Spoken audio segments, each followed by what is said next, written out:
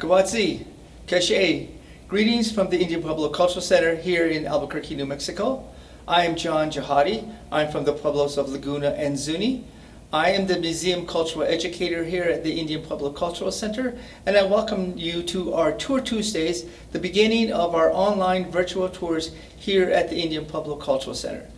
We're going to be taking some Tuesdays to explain to you our exhibit areas and all that encompasses what we want to help our guests understand about the Indian Pueblo Cultural Center. There are 19 pueblos here in the state of New Mexico. We do have some of our neighbors who are non-Pueblo indigenous groups of people here in the state of New Mexico. But our story is a narrative that shows and explains the resilience, the perseverance, and the components of our culture, and most importantly our languages that are essential, that define us, who we are as human beings. The Indian Pueblo Cultural Center works to preserve and perpetuate the Pueblo narrative, the explanation of who we are, the culture, the languages that we want to continue on into the future as we work to ensure that people do know who we are. Certainly we want to help our guests understand that our ceremonies, our prayers, all that we have that identify us as human beings is important to us. But we want to share that with you. That's one of the elemental components of who we are as human beings, also who we are as a community. Historically, there are many components that define us, and one of the things I would like to explain real briefly is the word Pueblo. We have our own languages. We each call ourselves differently and distinctly from one another.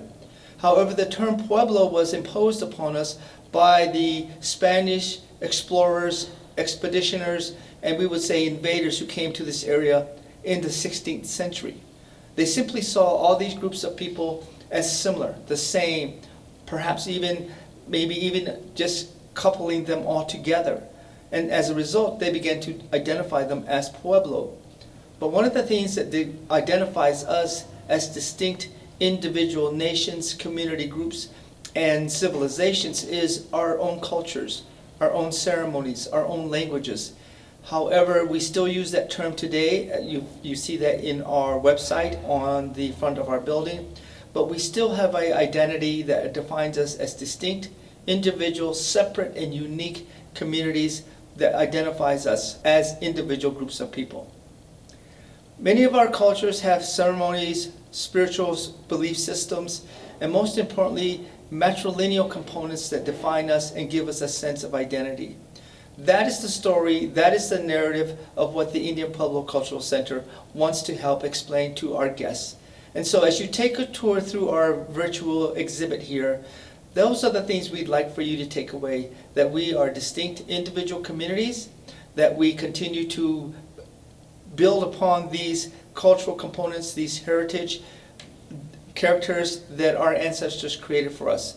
As we explore our virtual exhibit here at the Indian Pueblo Cultural Center, every Tuesday we'll be having a new exhibit area that we will be investigating and exploring.